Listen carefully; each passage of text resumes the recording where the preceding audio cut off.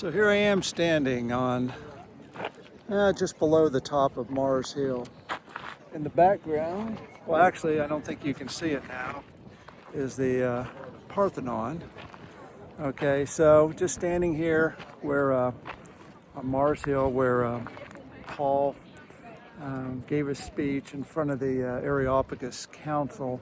I believe. I'm doing this from memory, so hopefully I get the scriptural account correct. But it is kind of an amazing place. I think the first thing you notice is it takes a little bit to get up here. You know, this is kind of at the pinnacle, and you can kind of see in the background, you know, kind of the part of Athens. I mean, it's only, I think, 12 or 1,300 feet in the air. However, it kind of gives you the illusion that we're kind of sitting on a skyscraper. But the first thing you notice is this area is very, very rocky. And because it appears to all be marble, it's very slippery too. And if you recall from scripture, the situation was, and I'll try to pan back over here, you can barely see it. There's a market down there where Paul was teaching daily, as it says in scripture.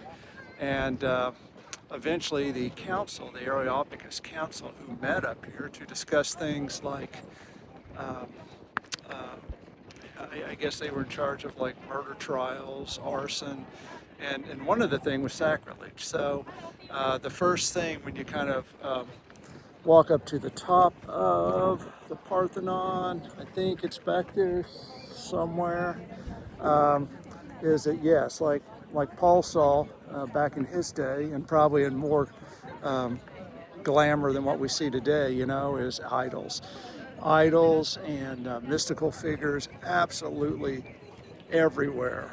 In fact, I told my wife as we were going through the museum yesterday that I don't know if I could sit down and come up with as many gods as they did.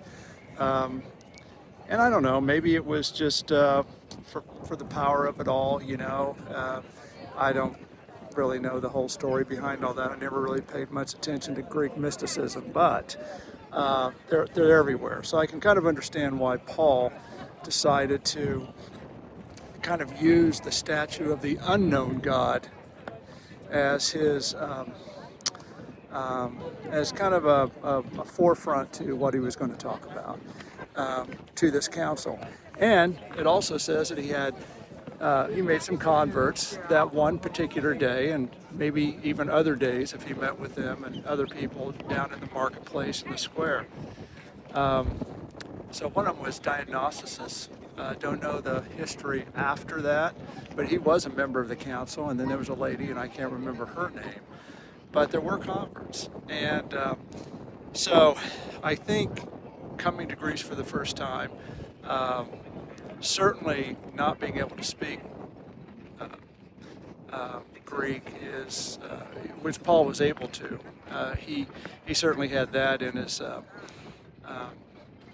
you know, in his repertoire of the way he used to talk to people and you know, present the gospel of Christ. He was intelligent. He spoke the language, and he had wonderful segues into the gospel.